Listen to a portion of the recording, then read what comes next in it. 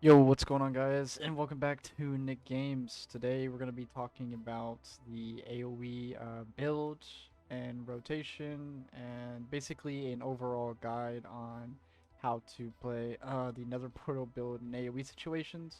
Overall, the build is pretty solid for a single target, as well as doing really good AOE throughout basically any key. Nether Portal with Gul'dan's Ambition. Basically, when your Pit Lord spawns, if you can line it up with Thundering, or if you can line it up with a PI or any type of external, especially with Bloodlust or Time Warp, this talent gains massive value. It has a little bit of RNG from Ner'zhul's Volition. As you can see, it has an additional 30% chance to spawn an additional demon when you spawn a demon from Nether Portal. And in order to spawn a demon from Nether Portal, you need to spend soul shards. So basically, you have a 1 and 3/10 chance to spawn 2 demons instead of 1. Alright, we're going to get into the build and basically how it works. And then I'm going to do a dummy test. And then we'll look at the breakdown. And yeah, let's get into it. Okay, so the build doesn't change very much from the single target build. The only differences are instead of taking a Grimoire Felguard, we're going to be taking Soul Strike for more cleave damage because it also lines up with Antoran armaments, which basically makes it to where Soul Strike now deals 25% of its damage to nearby enemies. It's also good for generating your soul shards every 10 seconds, and has good small cleave value when you use it. I like to use Power Siphon. Power Siphon's really good. Um, it's good also to build up your Nether portals because basically when you start your ramp from your Nether portal, as previously seen in my other video, which I'll link up above, you're basically building up imps, and you don't really have a lot of charges of demonic, uh, your demonic, like the course procking. So honestly, having this and just being able to weave in, 2 demon bolts to get, 4 shards, for your nether portal seems, like a really good option in my opinion. And it also allows you to, take Dread Calling and Implosion, because we are only using 1 point in Inner Demons, so you do have to go this route to go down here if you only put 1 point in the Inner Demons talent. Nothing really changes that much. The build basically weaves in Implosions, and you're gonna weave in your Soul Strikes when you can. Other than that, on this side of the tree, we're going to be doing the usual thing, taking Wrathful Minion, Demonic Inspiration. These are for pure damage. You're also going to be taking Grimoire of Synergy, and you're going to be taking Soul Conduit as well. For keys, after the buff, Summon Soul Keeper is actually worth using as a global if you have nothing else available. So this talent is pretty useful, and in keys it's actually not too bad.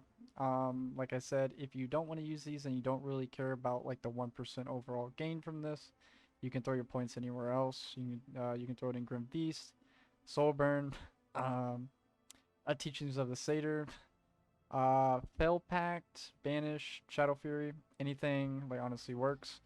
But if we're talking about damage, the 5 that I just mentioned are the most damage output that you can put in the left side of the tree. Now that we got the talent tree laid out, I'm going to get into the DPS rotation of how this build works. And then after that, we will go over the breakdown, and I'll show you my loot, my gear and everything, my stats, and then that'll be it for this video. But alright, let's get into the DPS. So, you're going to want to start off with a Shadow Bolt, into a Soul Strike, into Nether Portal. I drums here as well. I use Dreadstalkers, Shadow Bolt, Hand of Gul'dan. A Shadow Bolt, I Demon Bolt, I Hand of Gul'dan. I get my last Hand of Gul'dan going, and then we're gonna Hand of Gul'dan, and then we're gonna spawn Tyrant as our Pit Lord is spawning. Use our Trinket as well. So you cycle in between Demon Bolts and Hand of Gul'dans. I use Demonic Strength. I use Implosion here. I basically have a lot of imps, huge burst damage. As you see, I went all the way up to 178k. You weave in your Hand of Goldans and Demon Bolts here. If you don't have any procs, you're just gonna Shadow Bolt Demonic Core. My Power Siphon's up. I'm gonna use it here in a second. Soul Strike into Dreadstalkers. I use Power Siphon. I weave in Demon Bolts and Hand of Goldans. Implosion as well. What you want to do is you want to Implosion after every 2 Hand of Goldans. What I usually follow is, as long as I have like 6 imps up, I think it's worth the GCD for Implosion. So right here, I'm gonna Hand of Goldan, Hand of Goldan, and then I'm holding these imps for Tyrant. I hold them here. And then I weave in Hand of Goldans and Demon Bolts. We're gonna use Demonic Strength as soon as it's up here. We're also gonna use Dread Stalkers as soon as it's up here as well. Weave in your Soul Strikes when you don't have any other globals. Shadow Bolt, Hand of Goldan. I use Implosion here. Huge value, massive implosion. That was a crazy implosion in my opinion. Soul Strike, you keep weaving. Okay, I'm gonna keep going until I reach the other another portal, and then after another portal we'll stop. This is also on 4 targets, so just keep that in mind. This build, most of the abilities are uncapped, so this build just gets stronger and stronger per target that you add to it. Choose your Soul Strike, on cooldown as much as you can. Just keep using your Demonic Core procs and make sure that you're not dropping like any demonic core procs as well. Basically, what I mean is when a Demonic Core is up, you don't want to hold it for too long because you can overcap pretty quick playing this build. You're always going to have at least 1 stack, I would say 90% of the time to use, like whenever you need. So definitely use it for mobility, or you can hold it if you're trying to save it for a Tyrant, or you can also hold them if you're saving it for another portal. That's the cool part about this build, is that you can basically build and hold and make your cooldowns feel way more impactful than they may as well been if you didn't hold cooldowns, or if you didn't hold like procs or usages of certain abilities. So right here, we're coming up to the Nether portal. I'm waiting for my Dreadstalkers and my Demonic Strength here. And now I'm building up my shards. And now we're going to cycle through. I use Dreadstalkers, Hand of Goldan, Shadow Bolt, every Demon Bolt, Hand of Goldan, Soul Strike, 1 more Hand of Goldan into a Tyrant, and then Demonic Strength with Trinket. My Pit Lord spawned, doing huge damage. We're gonna Dread Stalkers here, and I'm about to end the test here in a second. Waiting for everything to kind of fall, and then after that, we'll go over the damage breakdown and everything. But basically, outside of your Tyrant and Nether portal, you just want to cycle your Demon Bolts into Hand of Goldans, Demon Bolt, Hand of Goldans, and then Implosion when you have about 6 to 8 imps. If you have more, that's fine, but you want to prioritize using it as much as you can. And then also you want to make sure that you have the Dreadstalker bite on as many targets as you can, so whenever Implosion does hit, it does quite a bit of damage. Alright, we're going to go on the breakdown, and then we'll go over trinkets and stat priority. Alright, so since we just did the DPS test, we're going to go over the breakdown here. So Dread Bite from Dreadstalkers is your top damage, doing about 25% of your overall, followed by your Fellstorm, which is your talent point here, basically Demonic Strength. This talent is crazy. This talent right here, I think, beats out probably almost everything at the top layer by a mile. This ability does an absurd amount of damage, and it's critting for 60, 70k at some times. So I mean, honestly, there is just no way in hell you would ever take Bile Scourge Bombers over Demonic Strength with how powerful it is. And then under Fellstorm, you'll be basically doing a lot of damage with Implosion. This also scales with your mastery, so the more mastery you have, the more damage implosion does. So it's actually really, really good. Hand of Gul'dan is following up after that. Hand of Gul'dan is actually doing quite a bit of damage. The tier bonus to Hand of Gul'dan is a little cool, I guess. It's an instant cast, so if you're on the move and you need to send a Hand of Gul'dan because you have like max shards, or if there's a mechanic you need to throw it, it's pretty decent. But overall, it's a very lackluster 4-piece. The damage increase is really, really nice, but I think since it is season 1, I think the tier sets are going to be a little lackluster, but I think as Dragonflight continues, I think we'll see some pretty cool tier sets actually pop up. Sorry for getting sidetracked there. After that, it'll be a Legion Strike. This is also from your Felguard. It's basically an ability. It's right here, the C5. It hits and it also cleaves, which is a pretty decent amount of damage as well. Your fellow firebolts from your imps. Melee Dreadstalkers. This is just their flat melee, not their Dread Bite, which is the chance on hit ability. After you spawn them, whenever you spawn them, they will 100% apply this, but then afterwards they have a chance to also reapply it again. So this Dread Bite is definitely insanely strong. Your Pit Lord is spawned from what I said earlier at the end of your Nether portal. It gains power based off of how many demons were summoned during your Nether portal. So more haste greatly increases the power of your Pit Lord because you're guaranteeing max demons. So Pit Lord is doing a pretty good amount of damage. This is also on AOE.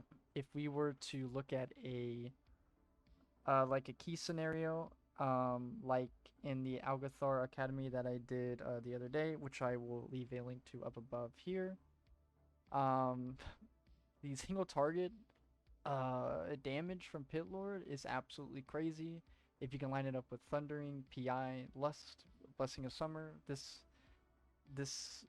one little demon just does so much damage. It's absolutely insane. Like I had drums there, no lust, and it was hitting for 50k non-crits, and it crit once for 83k.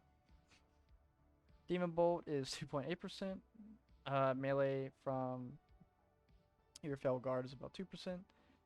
Tyrant, as you can see, not really a huge damage increase overall for AoE scenarios, but it is very powerful when it comes down to extending your pets overall throughout a key, and it allows you to stack up more imps for more implosions. It allows you to have your dread stalkers out for a longer period of time. Also buffs the Pit Lord's damage if you spawn a tyrant when the Pit Lord's out, which is really powerful. And overall, it's just a really, really strong cooldown. And since you will be running Grand Warlock's design, it lines up with 1 minute CDs, which is your demonic strength. So basically, with demonic strength, it allows you to basically do a powerful 1 minute cycle, and then every 3 minutes you run your NP, get as many demons as you can, and then pop Tyrant. Your Pit Lord comes out, you pop your trinkets, and boom, big damage. Other than that, most of the other damage abilities down here are from your Nether portal. Nether portal seems to be about, from the normal mobs, 1.2, 1.7, 2.1, 2.5, 2.8, 3.1, 3.4, 3.6, 3.8, 4, 4.2, 4.3, 4.4. Overall, the mini demons that spawn are about 4.5% of your overall damage as well. So Nether portal definitely adds value on AoE and single target. Alrighty, I'm gonna go over trinkets and the gear and stat priority for AoE, and yeah. Alright, so as you can see, I actually have some pretty good stat itemization. I'm running some pretty high haste. This build feels much better when you get above 30. I think it feels great. My mastery is at a 50%. Mastery could become more powerful after you reach about 30% haste. I honestly just like haste. It makes everything feel more fluent. You get cast out quicker. If things die too fast, you'll at least be able to cast one or two spells before a melee basically blows up everything. I don't know if any of you guys have seen, but melee does a lot of upfront damage. So in low keys, like melee basically is just globaling all of the packs. Um, I'm using the Iridius fragment, and I'm using the Crimson Gladiator's insignia of alacrity. All of my gear is crafted with the 4-piece. I'm running the off-piece on my shoulders, has haste mastery, because the tier is not itemized as well. This neck piece is probably going to be Bis. It has 3 sockets. The sockets also got buffed recently. A couple days ago, gems are actually much more impactful now. And if you're a warlock and you're playing Demo, Destro, or Affliction, I highly recommend that once you hit 70 and you have someone with this neck, you should definitely try to get it crafted as soon as possible. This neck is extremely powerful, has a chance to proc your main stat by quite a lot, and the uptime is not too bad. I think it's between 20 and 30%, so definitely a really good item to drop a lot of gold on, in my opinion. I have 2 jewel crafting rings. They both come with sockets. Basically everything else has haste mastery, or at least high haste or high mastery on it. The stat priority for this build is going to be haste and mastery. I would say haste is better than mastery until 30%. After 30% haste, you can honestly go either way, but at least get 30% haste. Haste just makes everything feel a lot better, and you just get a lot more abilities off, weaving like Henical Dance in between your nether portals. So to me, having at least 30% haste definitely makes this build feel extremely good. But that will be it for this video. If you guys enjoyed, please consider leaving a like. And as always, if you guys find these videos helpful, entertaining, or if you just like to hear my voice, or basically just watch my videos, please consider subscribing. My channel has grown exponentially over the last couple of weeks. I've gained almost 100 subs. I'm trying to reach 500 before the end of the year. If you guys could help me out and reach that goal, that would be awesome. Everyone that's already subscribed, that's already been liking and dropping all your comments, thank you guys. I appreciate you all, and I will be coming out with newer videos soon. As always, hope you guys have a great day/night, and I will see you later. Peace.